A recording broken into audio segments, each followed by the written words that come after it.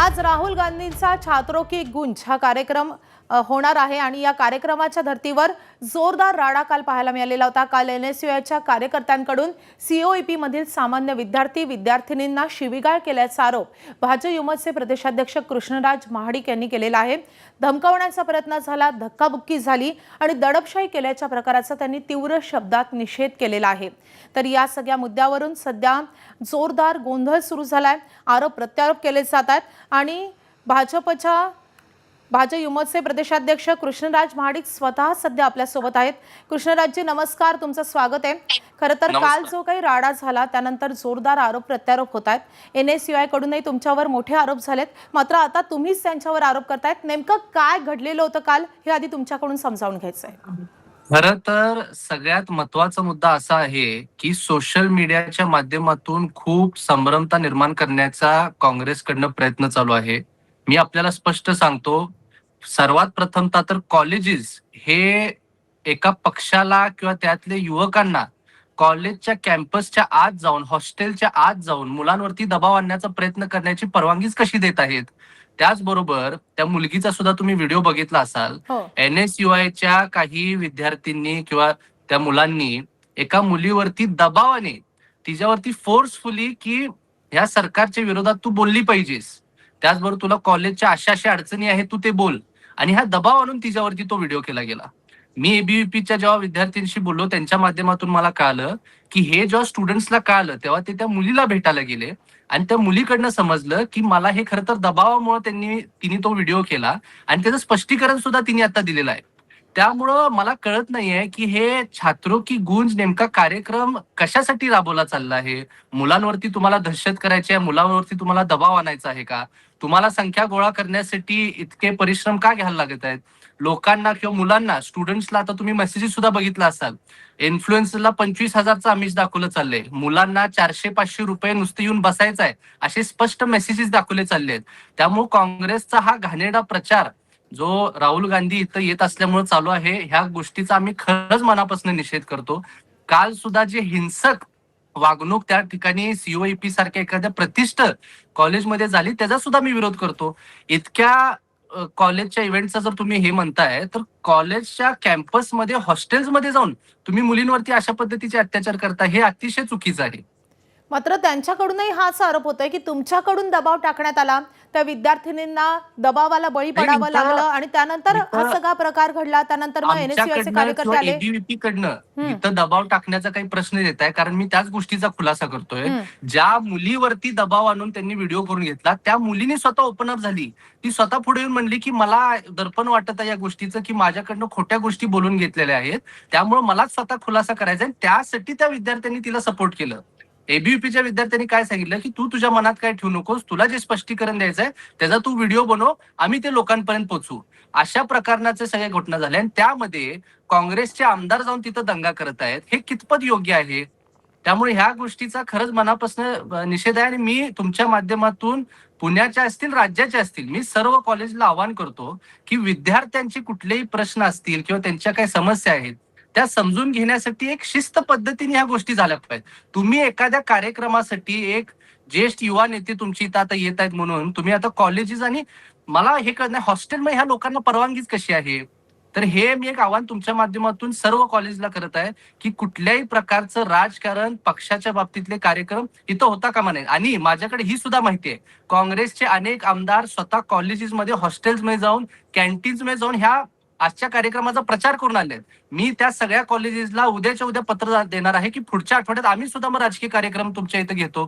त्यामुळे अशा पद्धतीच्या गोष्टी विद्यार्थ्यांवरती दबाव आणायच्या चालणार नाहीत, त्या गोष्टीचा आम्ही निषेध करतो। तुम्ही आता जो मुद्दा उपस्थित केला की अशा रीतीने विद्यार्थ्यांवर दबाव टाकून त्यांना या कार्यक्रमाला उपस्थित राहण्यासाठी प्रचारही केला जातोय, मात्र आता काँग्रेसच्या या सगळ्या नेत्यांचं असं म्हणणं आहे की 42,000 रजिस्ट्रेशन झालेलं आहे, तेवढी जागाही आमच्या कार्यक्रमाला नाहीये, आम्हाला काय गरज आहे अशा रीतीने पैसे वाटण्याची आणि प्रसिद्धी करण्याची? फुलवलेले आकडे आहेत। आम्ही जेवढी माहिती घेतली, सन्माननीय मुख्यमंत्री साहेबांनी सुद्धा त्या गोष्टीचा उल्लेख केला। सगळे काँग्रेसच्या लोकांचे जे कॉलेजेस आहेत, फक्त पुण्यातले नाही राज्यभरातनं कॉलेजेसचे बसेस करून इथं विद्यार्थ्यांना फोर्सफुली आणलं चाललंय, कॉलेजच्या विद्यार्थ्यांना काँग्रेसकडनं। त्यामुळं ह्या गोष्टीला त्यांना कितपत म्हणजे आज जर त्यांनी 5-6 हजार मुलांची जरी संख्या गोळा केली, ते यशस्वी नाहीच आहेत असं मी स्पष्टपणे म्हणतो. कारण जर प्रत्येक जिल्ह्यातनं तुम्ही तुमच्या काँग्रेसच्या लोकांचे जे कॉलेज आहेत, तिथल्याच मुली आणून तिथं बसवत असणार, तर ह्यातून त्यांना कुठल्याही प्रकारचा प्रभाव ह्या विद्यार्थ्यांवरती पडता येणार नाही आहे. आम्ही प्रामाणिकपणे विद्यार्थ्यांसाठी जे काम करत आलेलो आहे, आम्हाला आमच्या पद्धतींवरती विश्वास आहे आणि तेच यशस्वी भविष्य काळामध्ये ठरेल. आजचा हा काँग्रेसचा कार्यक्रम जो आहे, हे फक्त एक नौटंकी आहे. याच्या माध्यमातून कुठलीही गोष्ट सिद्ध होणार नाही असं माझं स्पष्ट म्हणणं आहे.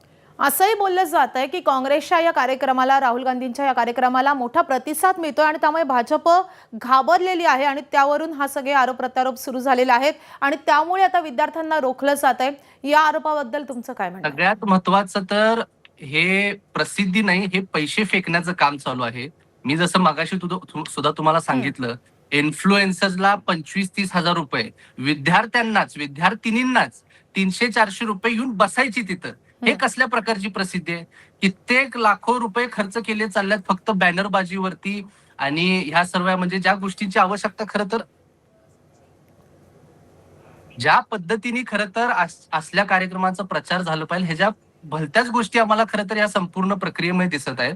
आणि मला वाईट ह्या गोष्टीच वाटतंय की जे हिंसक मुलं आहेत, ज्यांनी जाऊन तिथं काल जे दंगा केला, त्या मुलांचा साथ देण्यासाठी काँग्रेसचे आमदार तिकडे जाऊन उभा राहिले त्यांच्यावर. त्यामुळे ह्या गोष्टींचं आम्ही कितपत समर्थन केलं पाहिजे. या संपूर्ण कार्यक्रमाच्या कुठल्याही गोष्टीला अर्थ नाही आहे. आम्ही हा कार्यक्रम झाल्यानंतर परत एकदा कॉलेजेसमध्ये जाऊन जिथं जिथं काँग्रेसचे लोक गेले असतील तिथं जाणार आणि चांगले प्रोग्राम्स युवकांसाठी कशा पद्धतीने राबवता येतील, त्यांच्या समस्या समजून घेऊन काय सोडवायचे आहेत, कॉलेज लेवलला असेल, आमची विद्यार्थी आघाडी सुद्धा त्या ठिकाणी काम करते. आम्ही सगळे एकजूट होऊन त्या मुलांसाठी मुलींसाठी काम करू.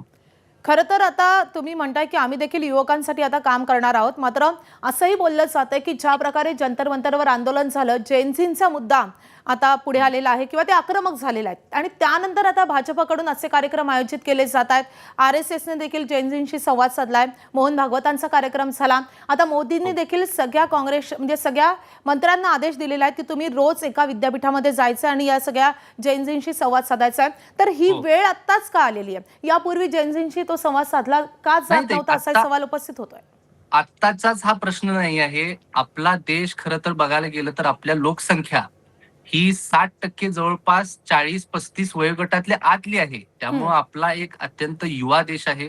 आमची भारतीय जनता पार्टी युवा मोर्चा सुद्धा जेव्हा कार्यरत राहते तेव्हा आमच्या पक्षाने खूप चांगल्या पद्धतीने मार्गदर्शन करून युवकांच्या क्रीडाचे विषय आहेत, रोजगाराचे विषय आहेत, शैक्षणिक विषय आहेत, युवा शेतकरी आहेत. आम्ही प्रत्येक ठिकाणी जातो तेव्हा प्रत्येक घटकातल्या युवकांपर्यंत आम्ही पोहोचण्याचा प्रयत्न करतो. त्यांच्या काय समस्या आहेत समजून घेतो आणि सरकारच्या माध्यमातून काम करण्यासाठी आम्ही त्यासाठी कार्यरत आहे. त्याच पद्धतीने आम्हाला नेहमीच आमच्या सर्व वरिष्ठ नेते मंडळींकडनं मार्गदर्शन आलेलं आहे आणि असं काही नाहीये की हे काम आत्ताच का झालं. खरं तर प्रत्येक विषय हा युवकांच्या अनेक समस्या समजून घेऊन हा मांडला जातो. तुम्ही आज बघताय सरकारच्या माध्यमातून सुद्धा माय भारत सारखं युथ पार्लमेंट असेल, तुम्हाला सांगतो जे बजेट क्वेस्ट सुद्धा जे होतं त्याच्या माध्यमातून आज निर्मला सीतारामनजी ज्या आपल्या अर्थव्यवस्था इतक्या वर्ष झालं सांभाळत आहेत, त्यांनी सुद्धा हे जाहीरपणे सांगितलं की आमच्याकडं आम्ही फायनान्समध्ये किंवा आमच्या बजेटिंगमध्ये असे कित्येक गोष्टी आहेत जे स्टुडंट्स कडनं आम्हाला कळले किंवा ती संकल्पना स्टुडंट्सच्या माध्यमातून आली आणि ते कुठं तर आज आम्ही पॉलिसी मेकिंग मध्ये वापरतोय. त्यामुळं हे बोलणं अतिशय म्हणजे योग्य नाही ठरणार की हे आत्ता चालू झाले. गेले अनेक वर्ष सरकारच्या माध्यमातून मुलांच्या विषयांकडे लक्ष दिलं चाललंय आणि त्यांना संपूर्ण पॉलिसी मेकिंग प्रक्रियेमध्ये सुद्धा हे सहभागी करून घेतलं जाते आणि त्याच पद्धतीने आम्ही पुढच्या काळामध्ये सुद्धा काम करत राहू. नक्कीच आता या सगळ्या प्रकाराचा तुम्ही निषेध केलेला आहे आणि असे काही कार्यक्रम तुम्ही देखील राबवत आहात. खूप धन्यवाद कृष्णराजजी आमच्याशी संवाद साधल्याबद्दल, आमच्याशी बातचीत केल्याबद्दल.